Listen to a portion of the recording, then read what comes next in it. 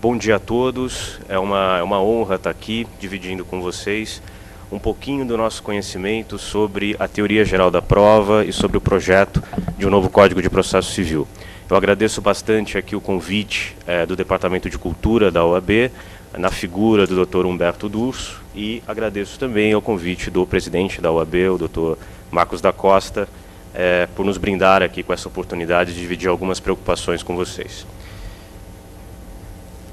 Eu acho que não dá para começar uma palestra sobre o projeto de um novo Código de Processo Civil sem nós, na verdade, enfim, pensarmos em qual é a reflexão que o próprio Poder Judiciário tem dele mesmo, né, com relação ao ambiente do porquê mudar uma legislação tão importante e que disciplina tanto o dia a dia da advocacia, como é o Código de Processo Civil. E aí eu acho importante trazer aqui para vocês a frase, independentemente de polêmicas com relação ao ministro Joaquim Barbosa, essa frase ela me pareceu bastante emblemática, proferida no seu discurso de posse. Está aí pelo menos o desejo do próprio presidente do Supremo Tribunal Federal com relação àquilo que deve representar o Poder Judiciário neste país.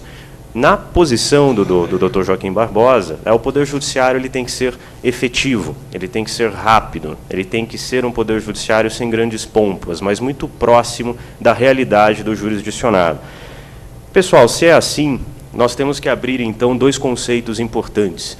Quando o ministro Joaquim Barbosa, que é um teórico, ele traz a importância da efetividade do processo, ele está se inspirando, certamente, na figura do Mauro Capelletti, que é um dos maiores nomes em termos de efetividade processual. O professor Mauro Capelletti, ele é autor de uma obra clássica, né, inclusive ele fez em conjunto com um professor de Harvard, o Brian Garf, que é o Acesso à Justiça. E nessa grande obra, se entende a efetividade processual como sendo um processo que consiga conferir ao jurisdicionado igualdade de armas.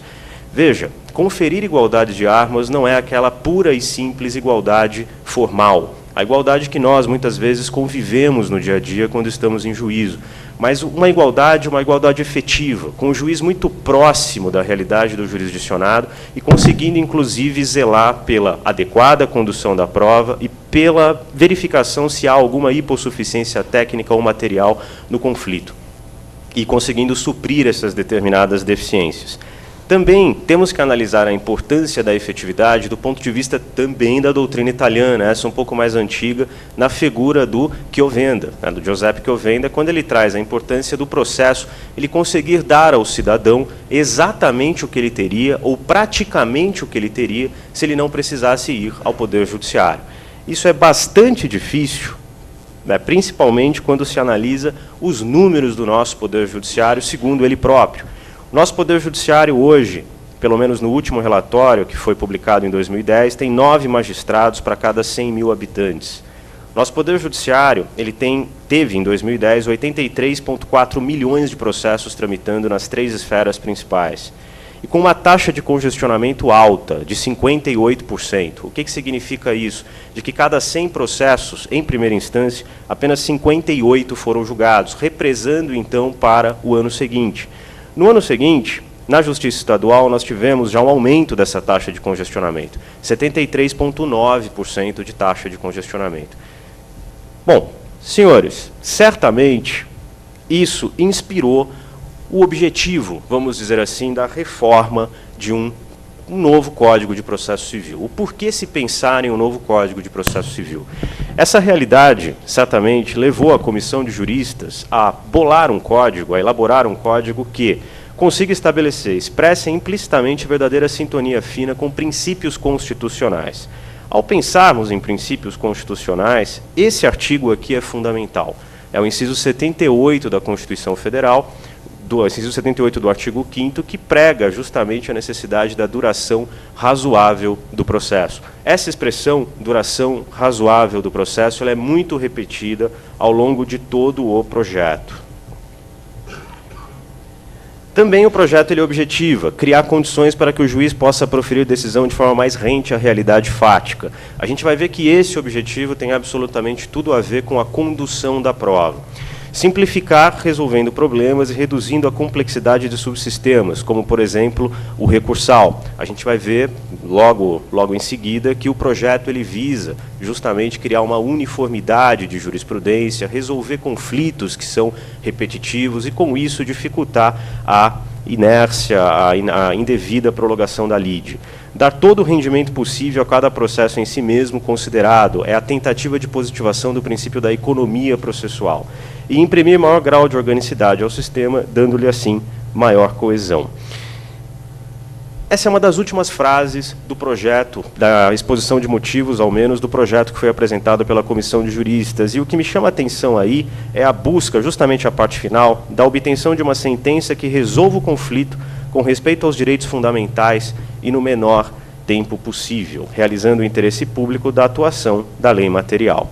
Da obra que foi feita pela Comissão de Juristas, e verificando hoje o que está em votação na Câmara dos Deputados, inclusive levando-se em conta o relatório da semana passada, porque muda, né, o tempo todo, o que nós temos, então, como sendo o projeto de um novo CPC hoje? Nós temos um projeto que traz um forte incentivo à mediação e conciliação. A parte, ela não é mais citada para se defender, ela é citada para comparecer a uma audiência de conciliação e aí, com isso, né, o juiz ele vai ter um papel muito importante de tentar mediar o conflito. Há a positivação de um instituto, muito inspirado na obra do ministro Luiz Fux, que é o Instituto da Tutela de Evidência, ou seja, a possibilidade de se antecipar à tutela e de se dar liminares, não necessariamente baseado no perigo da demora, mas baseando-se na evidência do direito. Se o autor ele conseguiu demonstrar que ele tem evidência, que ele tem uma forte probabilidade dele estar certo, e não necessariamente o réu conseguiu afastar na contestação essa impressão da certeza, a impressão da probabilidade de que o autor estará certo, o juiz poderá, então, dar uma antecipação de tutela, independentemente do perigo da demora. Um fortíssimo prestígio ao precedente judicial. Ao se ler o projeto, se verifica uma tentativa muito forte de desprestigiar as súmulas vinculantes, há uma disciplina muito forte do incidente de resolução de demandas repetitivas. O sistema praticamente ele se fecha, né? O judiciário, principalmente nos julgamentos que são dados pelo STF, pelo STJ, ele vai ganhando autoridade e dificultando as cortes inferiores e até os juízes de primeiro grau a se manifestarem de uma maneira divergente. Há um fortalecimento da figura do julgamento liminar de improcedência. Veja, isso não é uma novidade, é uma melhor disciplina, porque o artigo 285-A do CPC, ele já traz essa figura do julgamento liminar de improcedência. O que o projeto faz é disciplinar um pouco melhor, é tentar tecer um pouco mais a considerações sobre o que se entende por jurisprudência dominante. Há um certíssimo incentivo à adoção da figura do processo eletrônico. Aqui, importante para a palestra de hoje, um prestígio muito forte à flexibilidade do rito e a flexibilidade na prática dos atos processuais. O rito ele vai deixar de ser rígido, haverá a possibilidade de se fazer inversão do ônus da prova, o juiz vai conseguir dilatar prazos processuais, o juiz vai conseguir, enfim, conferir um melhor dinamismo ao trâmite processual. Adoção de uma teoria que, na verdade, é uma teoria inspirada em um autor inglês, mas foi muito bem estudada por um autor argentino, Jorge Peirano, que é a teoria das cargas dinâmicas da prova, ou seja, a possibilidade da inversão do ônus da prova de acordo com as especificidades do conflito. Isso certamente vai trazer bastante dor de cabeça para nós, advogados, e teremos que nos adaptar um pouquinho, seja em termos de gestão de informação, seja em termos de condução do processo, se esse instituto passar. A figura da conversão da ação individual e coletiva, em coletiva, então o que significa isso? Se você tiver uma ação individual que, na posição do juiz ou na posição do Ministério Público, possua, na verdade, um direito material que possa afetar direitos coletivos, direitos individuais homogêneos, enfim, não vou entrar aqui na polêmica, né, se direito individual homogêneo pode ser objeto de ação civil pública ou não, mas o fato é, o juiz realmente entendendo, né, que há essa possibilidade de fazer a conversão, ele converte a ação individual em ação coletiva, e isso está disciplinado no Código. Uma inovação até interessante, a possibilidade de se decretar sentenças parciais, né? Então, a lide, certamente, ela possui diferentes pedidos. E, se determinados pedidos já estiverem maduros, eles já vão poder ser sentenciados. Quer dizer, não necessariamente o processo ele deverá aguardar a maturação de todo o instrumento probatório com relação a todos os aspectos de pedido para depois ser sentenciado. Os juízes já têm como antecipar as sentenças, ainda que parcialmente, de determinados pleitos. A figura da prova emprestada, né, que é um instituto ainda muito pouco estudado, muito cá entre nós, dentro do ambiente do processo civil, né, mas o código, o projeto, ele fez por bem positivar a disciplina desse instituto, ou seja, a possibilidade de se trazer uma prova que foi feita em outro processo para o ambiente do processo civil. A adoção da noção do efeito devolutivo amplo da apelação. O que significa isso? É a positivação daquele clássico princípio da irrecorribilidade das interlocutórias. Então, o agravo de instrumento, ele passa, na verdade, a ser utilizado apenas em determinadas situações e elimina-se a figura do agravo retido. O processo ele ganha uma fluência. E aí, através da apelação, tudo o que foi decidido em primeira instância é devolvido para o tribunal. Ou seja, você... perde-se a figura da preclusão se você não agravar retido. O agravo retido ele praticamente não vai existir. Se o juiz, se na verdade a parte quiser manifestar algum inconformismo perante o magistrado, ele não vai precisar agravar retido, ele pode até manifestar um protesto, como se faz na Justiça do Trabalho, só que, no final das contas, a matéria ela vai ser devolvida ao tribunal e o tribunal vai poder revolver todas as decisões que foram feitas em primeira instância. Eu coloquei essa retirada do efeito suspensivo da apelação com um ponto de interrogação, pelo seguinte: toda a tônica da comissão de juristas, toda a tônica dos debates que foram perpetrados no Senado e toda a tônica até a entrega do relatório pelo deputado Sérgio Barradas Carneiro estava pregando, pelo menos para o norte, da apelação não ter mais efeito suspensivo. No último relatório, que é em seu artigo 1025, depois de um grande debate que se teve na Câmara, o efeito suspensivo voltou. E eu já vi aí algumas manifestações de acadêmicos contrárias, inclusive, a esse retorno do efeito suspensivo da apelação. Então, muito cá entre nós, eu tenho dúvidas se quando o projeto voltar para o Senado, para apreciação por parte do Senado, se o Senado não vai mexer nesse ponto. Tá? Mas certamente é um ponto polêmico se a apelação terá ou não efeito suspensivo. Teremos, como eu já adiantei aqui, matérias específicas para agravo de instrumento, teremos um rol um pouquinho taxativo, né, e quando você não estiver dentro daquele rol, estaremos dentro da figura do efeito devolutivo amplo da apelação.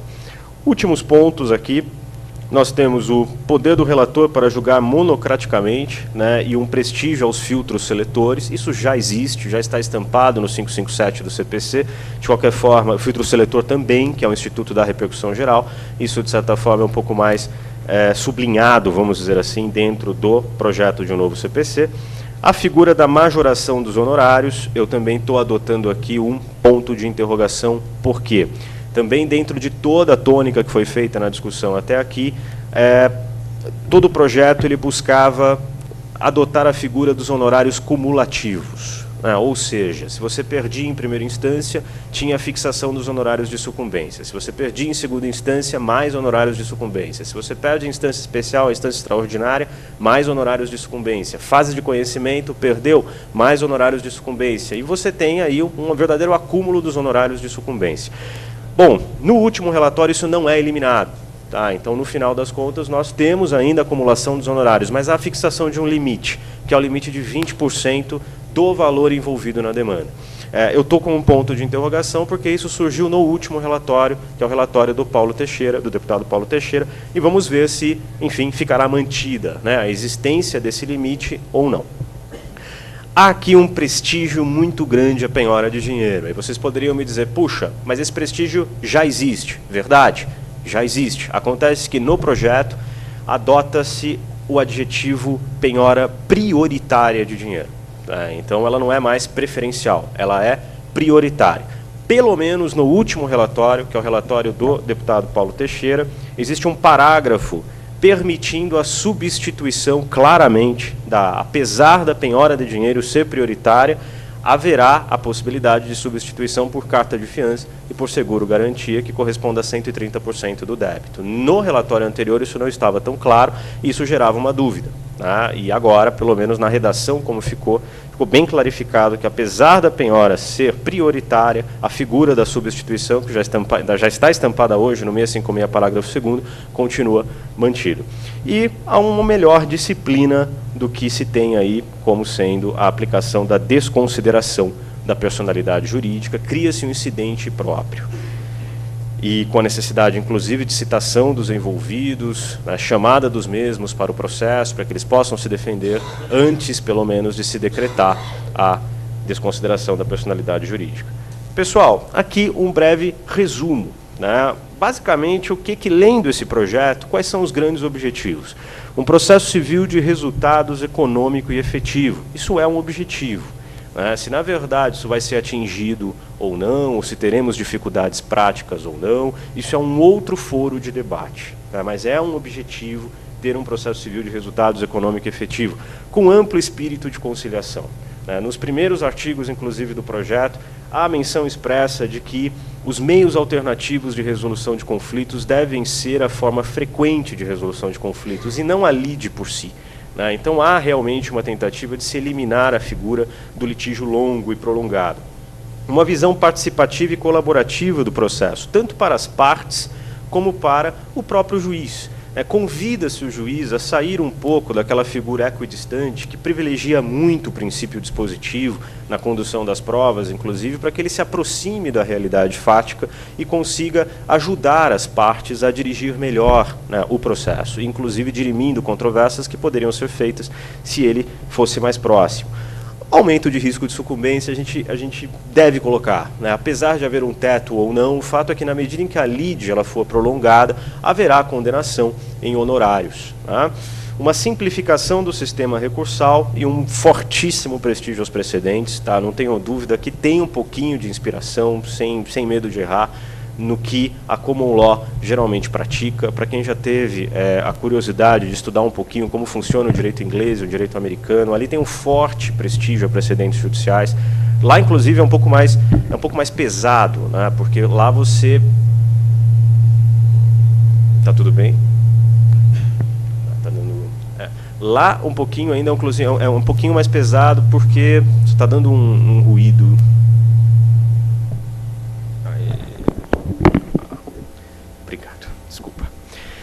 Lá, inclusive, é um pouquinho mais pesado, porque lá na Inglaterra, quando você perde em primeira instância, você não apresenta imediatamente o recurso.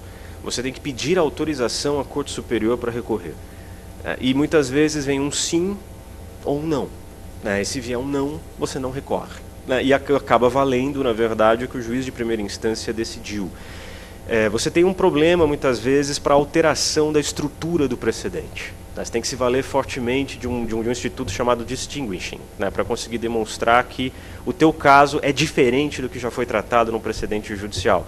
Então, senhores, nós não estamos exatamente nessa realidade, mas existe aqui uma inspiração bastante forte para se prestigiar o que o STF, o que o STJ vão dizer sobre determinados casos concretos. E, certamente, a busca de uma maior flexibilidade e dinamismo. Antes de entrar propriamente no Instituto da Prova, eu só chamo a atenção de todos nós aqui para o que se entende verdadeiramente por efetividade processual. Então, efetividade não é pura e simplesmente ser rápido. Eu gosto muito dessa lição do professor José Roberto dos Santos Bedac, onde ele nos lembra que ser rápido não é ser efetivo. Nós temos que ser rápidos, temos que buscar, na verdade, o tempo necessário de duração do processo, que é o que o professor Comoglio, na verdade, nos diz. Um grande processualista italiano. O processo ele tem que durar o que for preciso para se chegar a uma solução justa e sempre em obediência ao devido processo legal. Muito bem, entramos agora então no Instituto da Prova e de quais seriam as principais questões de direito probatório dentro do CPC. Eu resolvi aqui organizar um pouco a exposição de como, pelo menos rapidamente, de como nós tratamos a teoria geral da prova hoje, para depois nós entrarmos principalmente em algumas mudanças que eu reputei como sendo aquelas que são cruciais no trato, pelo menos, dos institutos. Então, primeiro, uma definição que eu gosto bastante, que é a do professor João Batista Lopes, é o que se entende por prova, né? Então, prova é, na verdade, a forma pelo qual você demonstra as alegações de fato em juízo.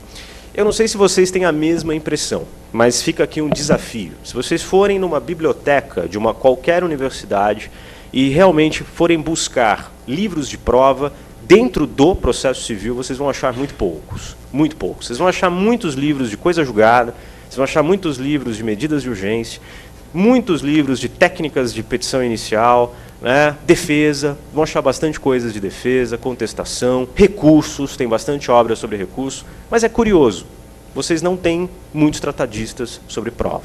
É interessante isso. Isso é realmente preocupante, porque é um dos institutos, ao meu ver, mais sérios, né, que deveriam realmente ser melhor trabalhados dentro da academia, mais aprofundados, deveriam ter mais estudos sobre prova.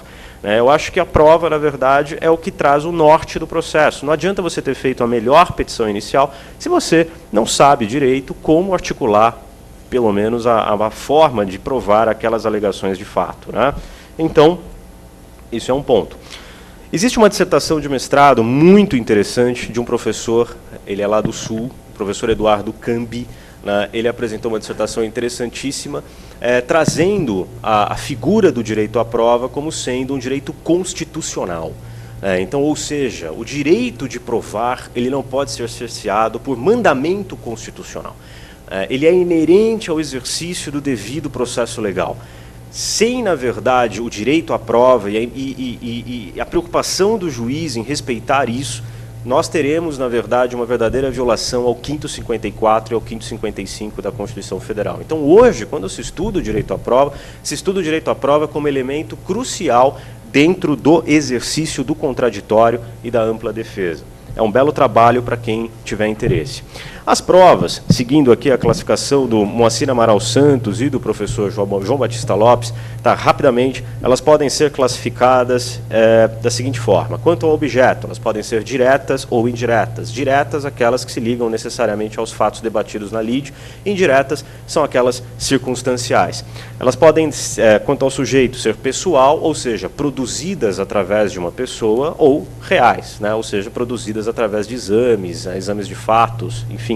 Quanto à forma, elas podem ser oral, escrita ou material. Oral, percepção de oitiva, né, audiência de instrução e julgamento, escrita, o documento por si só, e a material, um exame pericial, é sempre uma prova material.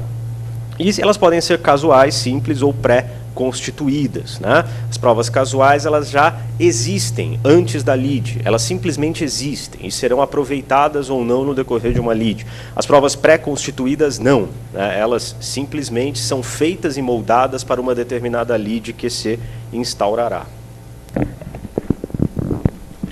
Obrigado. Meios de prova, né, são os elementos ou instrumentos idôneos e aptos à formação da convicção do magistrado. O artigo 332 do CPC, ele proclama, na verdade, a liberdade dos meios de prova. Ou seja, nós não temos aqui, no Código de Processo Civil, a figura específica de que todos os meios de prova precisam estar disciplinados e tipificados. Nós admitimos a figura da prova atípica, né? Então, se vocês folhearem, na verdade, o CPC, vocês vão verificar que as provas típicas elas estão lá disciplinadas no CPC, são depoimento pessoal, confissão, exibição de coisa ou de documento, prova documental por si, a testemunhal, a pericial e a inspeção judicial. E se eu tiver uma prova diferente, eu posso usar? Claro que pode, não tem problema nenhum, desde que a prova seja moralmente legítima, desde que a prova seja lícita, né? Porque através do 332 você tem a vedação à prova ilícita. Também tem a figura da prova emprestada, né, que, conforme eu já adiantei para vocês, o projeto traz a positivação da prova emprestada. O que se entende por prova emprestada? Prova emprestada é aquela que foi produzida, vejam, muito importante, à luz do contraditório em outro processo. Muitas pessoas esquecem disso. A prova tem que ser produzida à luz do contraditório no processo de origem. E a prova ela também tem que ser lícita. Ela não pode ser ilícita e ser transportada para o processo civil. Então, a prova ela precisa ser produzida no processo de origem dentro do contraditório, precisa ser lícita, e aí você pode extrair cópia, trazer para o processo de destino, que vai ser o processo civil, e é também à luz do contraditório, essa prova ela passa a produzir efeitos. Aqui tem um ponto importante, um parênteses. Tem muitas vezes em ações de indenização, nós vemos algumas provas técnicas serem produzidas em inquéritos policiais.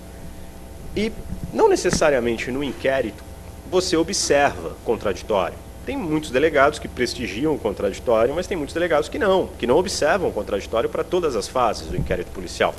Se você tem uma prova produzida no inquérito policial que não foi feita à luz do contraditório e transportá-la para o processo civil, o juiz ele tem que estar muito atento a isso. Ele não pode simplesmente tratar aquilo como prova emprestada. Por quê? Por prova emprestada, você precisa ter prova que tenha sido produzida à luz do contraditório na origem e à luz do contraditório no destino. Tá?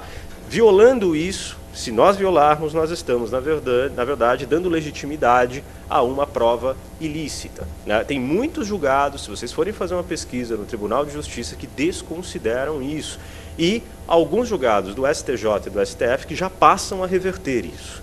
Eu acho que vale a pena uma pesquisa nesse sentido, porque o tratamento da prova emprestada ele não pode ser tão corriqueiro assim. Né? A observação do contraditório tem que estar bem clara na origem e no destino. Quais são os principais princípios que regem a prova hoje dentro do CPC? Tá? Então nós temos o princípio da ampla defesa, ou do direito constitucional à prova, o princípio da proibição da prova ilícita, isso está estampado dentro do 332 do CPC, o princípio dispositivo, que é aquele em que o juiz praticamente ele fica equidistante com relação ao desejo das partes de como, na verdade, elas devem instruir o feito. Esse princípio ele já sofre uma pequena mitigação no caput do próprio artigo 130 do CPC, quando o artigo convida o juiz a de ofício decretar as provas que ele entende necessárias para a melhor instrução do feito.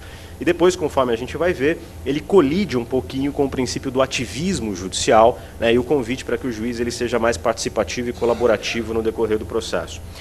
Os três próximos, o princípio da oralidade, imediatidade e identidade física do juiz, eles estão profundamente relacionados, ou seja, é a necessidade do juiz aproveitar o máximo possível na observância das provas de forma oral, estar próximo das provas, e o juiz que encerrar a instrução, que fizer a audiência de instrução e julgamento, ele sentencia.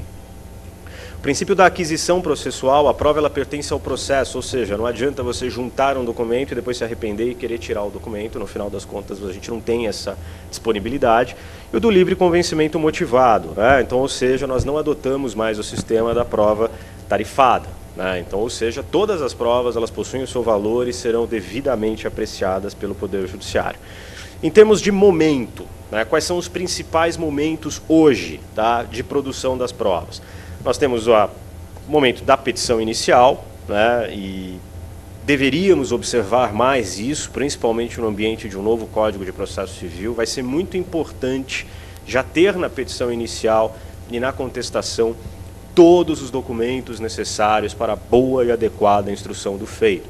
Pessoal, nós estaremos no ambiente em que o juiz vai poder julgar muito fortemente, monocraticamente, sem necessariamente ouvir a parte contrária, vai poder julgar liminarmente de uma forma improcedente, vai adotar figuras como a da sentença parcial, não necessariamente vai buscar dilatar a instrução para a audiência, né? Então nós teremos um desafio forte aí pela frente em termos de instrução do feito e convite para que o juiz participe mais da instrução. Então, na petição inicial, por favor, né, eu acho que é uma atenção aqui para todos nós, a petição já tem que ser instruída com todos os documentos que são importantes para a devida instrução do feito. A contestação, ela também, eu acho que na oportunidade de defesa, todos os documentos ela já tem que serem apresentadas. Nós temos hoje aquela fase específica, que é a fase de especificação de provas, aquele despachinho que muitas vezes o juiz dá, né, para que possamos especificar melhor as provas que pretendemos produzir, além daquelas já produzidas. A fase de instrução que é aberta, muitas vezes com a juntada de documentos novos, nos termos do 397 e 398 do CPC, que hoje vigora.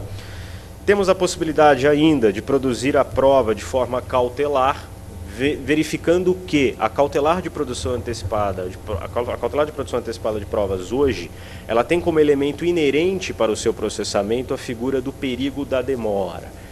Então é muito importante quando se faz uma cautelar de produção antecipada, em regra você precisa demonstrar para o juiz que você precisa da prova hoje. Sem esse período da demora é muito difícil o juiz ele processar ou ser convencido do porquê que você não pode esperar o regular trâmite do feito. E nós temos a figura também da prova determinada de ofício. E aí vem a polêmica dos poderes instrutórios do juiz, né? Até que ponto hoje o juiz de ofício ele determina determinadas provas. Bom, esses 3 artigos eu gosto muito deles, né? Eles são positivações, vamos dizer assim, do que se chama do princípio inquisitivo ou princípio do ativismo judicial. Tá? O juiz, quando ele não se convence da primeira perícia, ele pode determinar uma outra, ele pode determinar a segunda perícia. É o 437 do CPC. Ele pode determinar a cariação de testemunhas, de ofício. E ele pode, de ofício, eu não sei se alguém já assistiu essa modalidade de prova, mas ele pode fazer a inspeção judicial, também de ofício. Ele levantar do fórum e ir até o local, né, e verificar exatamente o que está acontecendo. São 3, na verdade, artigos que, de certa forma, demonstram, né, um convite para que o juiz de ofício discipline melhor a condução do feito e saia daquela figura inerte, equidistante, né, que é regida pelo princípio dispositivo. O judiciário, em 2 precedentes que eu acho interessantes, esse aqui do Napoleão Nunes Maia Filho, por exemplo, eu acho muito interessante. Ele, de certa forma, ele diz que mesmo quando a parte tenha tido a oportunidade de requerer a produção de prova, e, no entanto, quedou-se inerte, o juiz, com base no 130, pode determinar de ofício a produção de determinadas provas. Olha aí, é um precedente até relativamente recente, ele é de 2007. E um outro, de 2001, do Félix Fischer, né, dizendo que a perícia pode ser determinada de ofício pelo juiz. São manifestações aí do que se chama de princípio do ativismo judicial, princípio inquisitivo, que cada vez mais vai estar presente, né, no nosso dia a dia, se no ambiente de um projeto de um novo CPC. Bom, em termos de projeto, né, quando a gente pensa no projeto de um novo CPC, em termos de teoria geral da prova, que tipo de mudança a gente verifica? Vamos começar aqui com a redação do artigo 107, do que veio para ser votado no Senado primeiro, tá? Vocês vão verificar que cada instituto aqui, pelo menos na maior parte deles, tem, enfim, 3 fases. A gente está analisando o instituto na hora que foi para o Senado, depois a gente analisa o instituto do Senado para a Câmara e depois a gente vai verificar como hoje está na Câmara, tá? Então, o artigo 107, o que ele diz? Ele diz que o juiz poderá dirigir o processo, conforme as disposições, incumbindo-lhe, olha só o inciso 1, promover um andamento célere da causa. Então, o juiz ele tem que buscar velocidade. É a instrução da comissão de juristas. Tá? 5. Adequar as fases e os atos processuais às especificações do conflito. Olha aí. De modo a conferir maior efetividade à tutela do bem jurídico. Adequação de fase e ato processual à especificidade do conflito. É um juiz participativo, próximo do processo, verificando que um determinado rito é inadequado, né? Aqui a ideia era de um juiz que praticamente ele combine com as partes as regras em jogo que deverão ser seguidas e possa, enfim, tecer aí a maneira como o caso deverá ser dirimido. Esse artigo me lembra muito o que acontece nas arbitragens. Eu não sei aqui se alguém já participou de uma audiência arbitral. Na arbitragem, você tem aquela fase em que você combina com a outra parte, com os árbitros, e os árbitros opinam sobre qual é a melhor maneira de conduzir o processo. É interessante, é lógico que aqui você tem a figura de uma autoridade, que é o juiz, quer dizer, não necessariamente é uma combinação, mas é um juiz muito próximo e realmente olhando se aquele rito que é o estabelecido no CPC seria o mais adequado ou não para a instrução do feito. No Senado, esse artigo ele foi um pouquinho, enfim, modificado. Olha só o que saiu do Senado. No inciso 1, a orientação de se promover um andamento célere da causa. De novo, a repetição da busca da velocidade. Mas aquele poder dinâmico de adequar as fases e os atos processuais às especificações do conflito, ele já mudou um pouquinho. Ele virou dilatar os prazos processuais e alterar a ordem de produção dos meios de prova. Então já houve, de certa forma, uma diretriz dizendo, olha, o juiz verificando que prazos mais longos são necessários ou que as provas devem ser invertidas, ele pode fazer isso, próximo à especificidade do conflito. Hoje na Câmara, pelo menos de acordo com o último relatório, esse artigo ele tem uma orientação no inciso 1 que eu achei muito importante e muito próxima daquela doutrina do Capelletti que eu mostrei aqui para vocês. Ele tem que zelar pela igualdade de tratamento às partes. Boa lembrança na Câmara dos Deputados. Uma tentativa de positivação do princípio da igualdade. Velar pela duração razoável do processo. também interessante. Não se está falando mais em andamento célere, a gente está falando em duração razoável do processo, que é a expressão do 5º 78 da Constituição Federal. E a orientação de dilatar prazos processuais e alterar a ordem de produção dos meios de prova, né, de acordo com as necessidades do conflito, fica mantida. Então, de novo, né, aqui há uma inspiração no direito inglês, os poderes diretivos do juiz, nos termos dos Case Management Powers, tá? E um processo flexível, adequado à tutela pretendida. Esse artigo, quando ele saiu, que é o artigo 257 da Comissão de Juristas, ele me despertou muita preocupação. Por quê?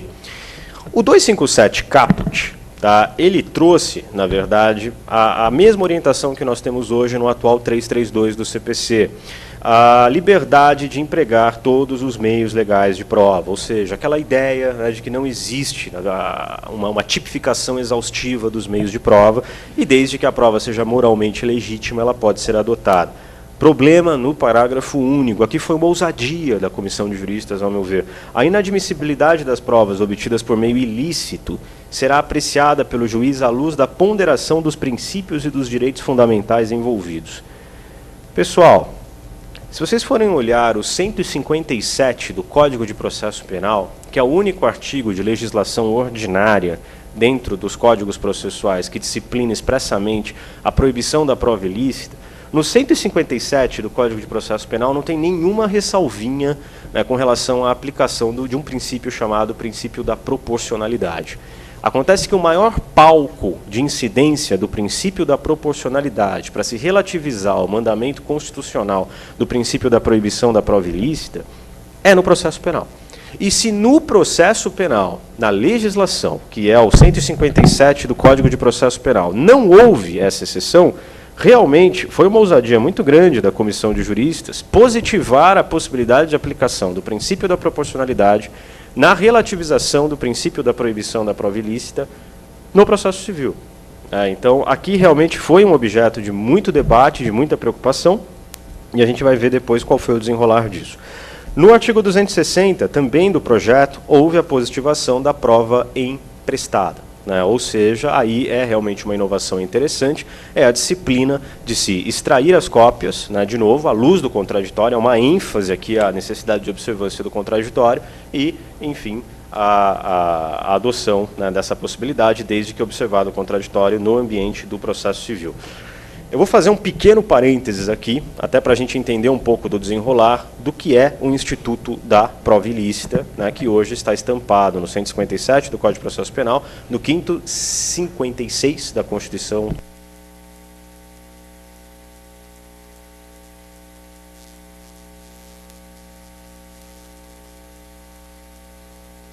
Professor Mauro Capelletti, nesse grande livro, que é Processo, Ideologia e Sociedade, lá em 74, ele já relativizava o direito constitucional à prova, ou direito à prova, né, se houvesse, vamos dizer assim, alguma agressão à licitude. Então, havendo agressão à licitude, esse direito à prova ele deve ser relativizado. Nós não podemos, por exemplo, admitir no sistema jurídico prova mediante tortura, não dá. A gente não pode admitir violação de correspondência pura e simplesmente. A gente não pode admitir quebra ilegal de sigilo de dados, interceptação telefônica feita sem o devido procedimento prévio. Quer dizer, tudo isso não dá. A gente precisa observar um regime constitucional e legal de coleta de todas essas provas. Tá? Muito bem. Nos termos dos ensinamentos de um jurista que eu admiro bastante, que é o professor Luiz Guilherme Marinoni, tá? ele tem uma definição muito simples do que se entende por prova ilícita. Prova ilícita é toda e qualquer prova que agrida uma norma de direito constitucional ou uma norma de direito material. É simples assim. E essa agressão, uma norma de direito legal, perdão. E é simples assim, essa agressão ela pode ser, na verdade, numa norma de natureza processual ou uma norma de natureza simplesmente de direito material. Então não importa a esfera de atingimento, se você está agredindo a esfera constitucional ou a esfera federal, ordinária em si, e se a norma tem natureza processual ou tem natureza de direito material, se houve pura e simplesmente agressão, a prova é ilícita. É claro que a gente se inspira bastante na doutrina de um outro italiano, que é o Dr. Pietro Nuvoloni, que diz que prova ilícita, na verdade, ela tem que ser estudada como uma subespécie, né? Então você tem o gênero da prova vedada, que seria o termo correto, e a prova vedada ela se subdivide entre a prova ilegítima, que é aquela que agride uma norma de direito processual, e a prova ilícita, que agride uma norma de direito material. Mas o fato é que a própria legislação ela simplifica bastante, né? E ela diz que prova ilícita é aquela que violou uma norma constitucional ou legal. Tá? Então é simples assim, só para a gente não ficar caindo aqui na polêmica. Isso está positivado no 5º 56 da Constituição Federal e vale para o processo civil, penal e administrativo. Como eu disse, o 332 do Código de Processo Civil já traz, mas de uma maneira muito implícita, tá, a proibição da prova ilícita. Você tem que ler o 332 em conjunto com o 5º 56 da Constituição Federal.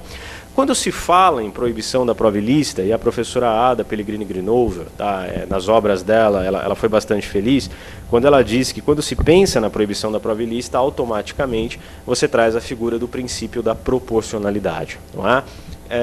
Até para se evitar injustiças no caso concreto, muitas vezes, onde, por exemplo, você tem um réu preso injustamente, e aí você descobre através de uma prova ilícita que aquele preso, ele não deveria estar preso, né? E tem ali numa escuta ilegal, por exemplo, a informação de que ele é inocente.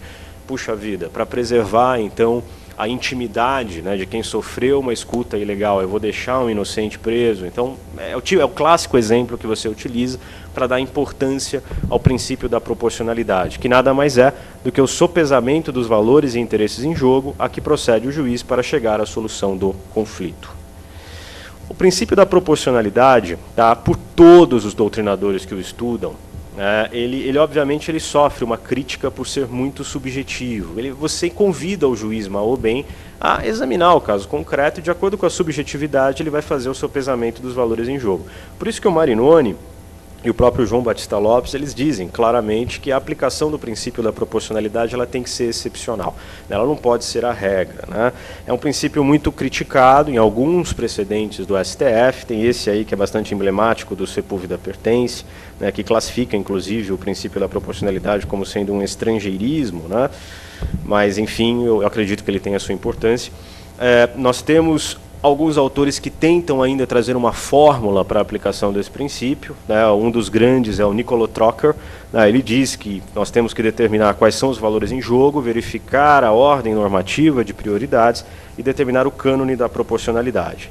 E essa lição do professor Barbosa Moreira ela também é bastante emblemática, né? Você tem que examinar a gravidade do caso, a índole da relação jurídica, a dificuldade para o litigante de demonstrar a veracidade de suas alegações, o vulto do dano causado, né? E aí, com base em tudo isso, você consegue dirimir se você aplica ou não, qual é a necessidade ou não de se aplicar alguma relativização de valor no caso concreto.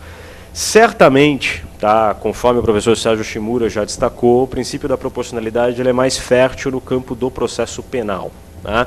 No campo do processo civil, puxa vida, né, valores em jogo, muitas vezes são bens disponíveis. Então fica difícil, na verdade, você aceitar, né, a relativização de um princípio constitucional, que é o princípio da proibição da prova ilícita, para simplesmente relativizar, né, e acabar, então, admitindo uma prova ilícita no caso concreto. Talvez aqui, né, haja um espaço para se pensar em adoção de princípio da proporcionalidade quando você estiver pensando em bem-estar de menor, maus tratos, né, feito pelo pai contra a criança, por exemplo. Aí sim, quer dizer, em um ambiente um pouquinho mais extremo como esse, daria para pensar em valores muito próximos daqueles que nós encontramos no palco penal, né? Mas o fato é que, enfim, há muita polêmica sobre a aplicação desse instituto no processo civil. E ele também é importante para a análise da prova emprestada. Tá? Por quê? Conforme eu disse para vocês, para fazer empréstimo de prova, duas coisas são importantes. A primeira, a observância do contraditório, na origem e no destino. A segunda, a licitude da prova. Não é? Então, não dá para fazer empréstimo de prova ilícita. E uma reflexão que eu acho que ela também não é ainda muito bem feita, seja pela doutrina ou seja pela jurisprudência. Pessoal, quando um juiz penal ele relativiza lá no processo penal uma ilicitude e ele admite como eficaz uma prova ilícita lá para preservar os valores em jogo lá no processo penal, esse ato do juiz ele gera automaticamente uma transformação daquela prova que seria naturalmente ilícita em lícita.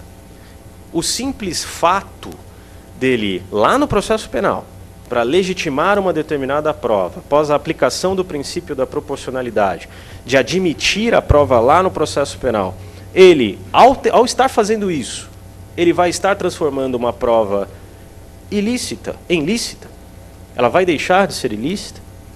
Porque se nós passarmos a pensar assim, vai ser simples, né? Se o juiz admitir a prova lá, ele simplesmente, sem nenhum sopesamento de valores, em observância ao contraditório, ele faz um empréstimo da prova para o processo civil. E muitas vezes em lide, onde os valores em jogo, se aquela prova originalmente tivesse entrado aqui no processo civil, você ficaria na dúvida se poderia admitir ou não aquela prova no processo civil como lícita, né, ou como válida ou como eficaz. Então, essa reflexão sobre a aplicação do princípio da proporcionalidade, sobre qual que é o campo de incidência e de transformação da ilicitude em licitude, é muito séria, né? Lembrando sempre que, para fazer prova emprestada, você tem que ter na mente, né, que essa prova ela tem que ser lícita, tem que observar os valores em jogo e tem que observar o contraditório. Um ponto foi resolvido, ao meu ver. No Senado, o 353 do Código do projeto eliminou pelo menos aquele parágrafo único. Nós estamos aí no atual 332 do CPC. O 356 continuou positivando a figura da prova emprestada, como a comissão de juristas fez. E hoje nós estamos no mesmo pé na Câmara dos Deputados. Liberdade dos meios de prova e a positivação da prova emprestada. Mas eu tinha feito uma proposta. E essa proposta até agora ela não vingou, mas eu sou brasileiro e não desisto nunca, né? Que é a parte final, na verdade, que diz o seguinte: o juiz poderá admitir a utilização da prova produzida em outro processo, atribuindo-lhe o valor que considerar adequado, observado o contraditório respeito às demais garantias processuais constitucionais, dentre elas a da proibição da prova ilícita, né? Eu acho importante ter isso positivado. Vamos ver se eles se convencem. Bom, na comissão de juristas teve outra modificação que eu achei interessantíssima, que foi a necessidade de se indicar na sentença as provas que formaram o convencimento do juiz. Olha que convite interessante para que o magistrado ele faça um arrazoado totalmente baseado nas provas que foram produzidas, né, e consiga realmente fazer um cotejo entre tudo que se teve de instrução e na sentença indicar aquelas provas que foram essenciais para ele se declarar convencido. Isso foi mantido no Senado, puxa vida, mas na Câmara nós voltamos à redação do 131 atual do CPC, né, aonde você só indica as razões da formação do seu convencimento, que é a redação atual. Eu acho que estava interessante da forma anterior, né, onde realmente o juiz teria que apontar quais foram as provas que o convenceram.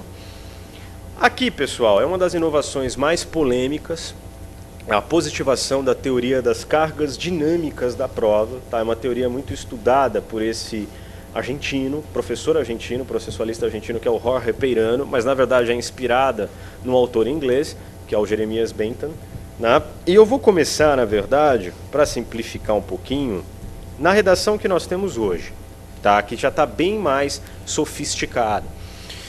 No 380 da redação atual, que está sendo muito bem trabalhada, por sinal, nós temos a regra geral que hoje vigora, que é o 333 do CPC. Então, o ônus da prova incumbe ao autor quanto ao fato constitutivo do seu direito, e ao réu quanto à existência de fato impeditivo, modificativo ou extintivo do direito do autor. Olha só o parágrafo 1º. Nos casos previstos em lei, ou diante de peculiaridades da causa, relacionadas à impossibilidade ou à excessiva dificuldade de cumprir o encargo nos termos do caput, ou seja, prova diabólica, prova difícil de ser feita, muito difícil. Apesar da regra do inciso 1 de que cabe ao autor provar o que alega, no caso concreto, ele está diante de uma enorme dificuldade de fazer a prova. E existe uma maior facilidade de obtenção dessa prova pela outra parte. Então, o juiz fará a distribuição inversa do ônus da prova, desde que o faça por decisão fundamentada. Ele inverte o ônus. Então, se você, na verdade, alega uma determinada coisa, mas você não tem facilidade para provar isso, a outra parte tem mais facilidade, então haverá a inversão do ônus da prova. A possibilidade da distribuição inversa do ônus da prova, inclusive, ela é fortalecida através, inclusive, da positivação do parágrafo 3º, onde as próprias partes podem convencionarem isso. Essa convenção ela só não vale quando recair sobre direito indisponível ou tornar excessivamente difícil a uma parte o exercício desse direito, né? Tipicamente em contrato de adesão, muitas vezes isso vai gerar algum debate, né, sobre a validade ou não dessa cláusula em contrato de adesão. E olha o parágrafo 4º, que é interessante. Ele diz que essa convenção pode se dar inclusive antes ou durante o processo. Isso aqui eu encaro o parágrafo 4º como sendo, principalmente para quem trabalha em conjunto com a área de contratos, né, um grande canal de sinergia entre o processualista e o contratualista, né, entre aquele advogado de grandes operações, porque muitas das coisas de ritos processuais vão poder ser combinadas agora entre processualistas e entre contratualistas e expostas em contrato. Eu vou poder, por exemplo, num contrato já negociar com a outra parte se o ônus da prova vai ser invertido ou não e outros aspectos, enfim, do rito processual. Essa redação, ela está muito mais sofisticada, pessoal, do que ela era. Quando veio da comissão de juristas, olha só, era bem mais ampla. Considerando as circunstâncias da causa e as peculiaridades do fato a ser provado, o juiz poderá, em decisão fundamentada, observado o contraditório, distribuir de modo diverso o ônus da prova, considerando as circunstâncias da causa e as peculiaridades do fato a ser provado. Está muito amplo. Pelo menos agora existe um norte. Não é uma mera circunstância da causa, né? Você precisa ter uma excessiva dificuldade ou uma maior facilidade. Críticas que se apresentam a este artigo, né? Até que ponto o juiz, no caso concreto, ele vai ter serenidade para simplesmente não inverter o ônus da prova em razão de uma eventual hipossuficiência material ou um maior poderio econômico de uma entidade em relação a outra. É uma preocupação. Eu acho que a aplicação desse instituto ela vai ter que ser melhor maturada, com certeza, e teremos aí alguns anos de desafio, né, até criarmos um entendimento sobre o que se entende exatamente por excessiva dificuldade ou maior facilidade na obtenção da prova. E aqui houve uma sugestão minha, né, que graças a Deus foi aceita, que está no artigo 364 do CPC, que diz que, pelo menos, se a teoria das cargas dinâmicas da prova passar, então tem que ter um momento, na verdade, para que o juiz decrete a inversão do ônus da prova. Ele não pode fazer isso na sentença, né, por exemplo, ele deixa o processo correr e declara, né, como em alguns casos eu já vi acontecendo, na sentença que ele inverteu o ônus da prova.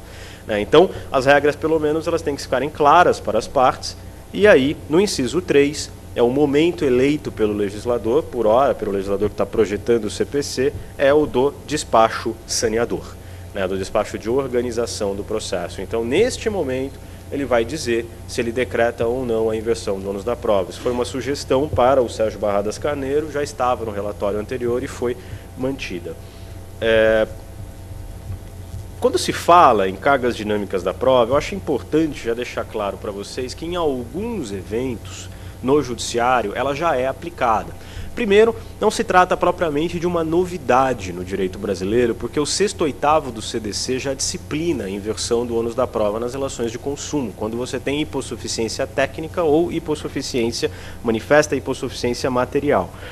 Esse julgado, que é um julgado que eu extraí da internet, ele é uma sentença lá proferida na comarca de Autônia, em 2009, onde o juiz ele aplicou, e inclusive é uma sentença bonita, né, para quem tiver curiosidade, ele aplicou a teoria das cargas dinâmicas da prova em um caso onde uma ONG processava a prefeitura. A ONG ela dizia o seguinte: olha, eu prestei o serviço, eu atendi determinadas crianças e você tem que me pagar o valor X por criança, né?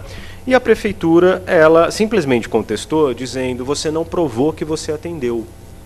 O juiz, diante do caso concreto, o que ele fez? Aplicou a teoria das cargas dinâmicas, né, dizendo o seguinte: olha, eu entendo aqui que a prefeitura teria muito mais condições de examinar os seus registros e dizer se o atendimento aconteceu ou não na proporção que a prefeitura, que a ONG disse, né, que fez.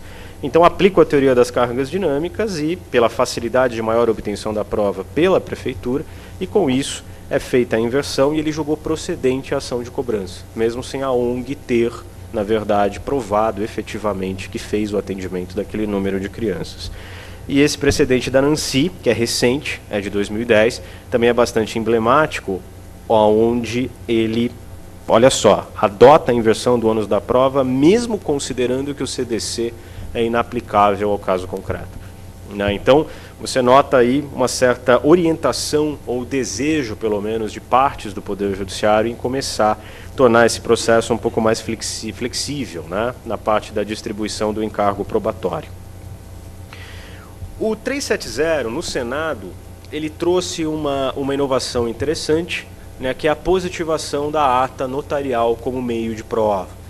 Então, de certa forma, isso já é praticado hoje, principalmente em lides societárias, né? Para quem advoga com isso sabe que um dos maiores desafios num conflito societário, numa briga envolvendo sociedades anônimas, é você conseguir registrar com fidelidade, principalmente quando você advoga para acionista minoritário, que o que aconteceu ali na Assembleia está devidamente, enfim, positivado na ata, né? Pelo menos na ata que vai para a junta.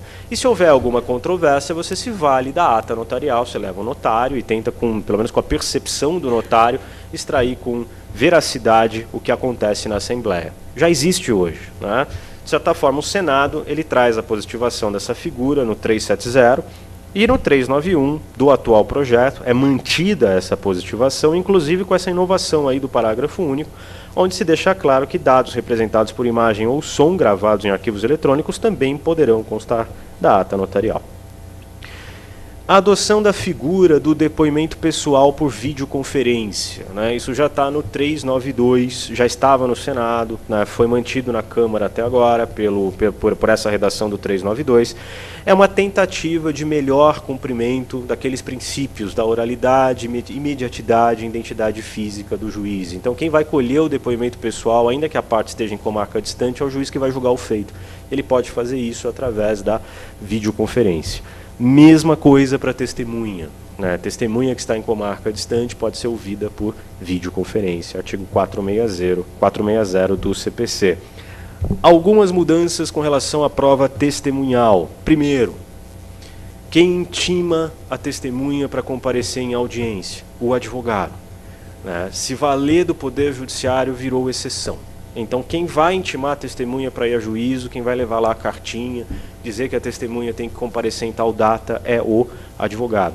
E o advogado vai se dirigir diretamente à testemunha.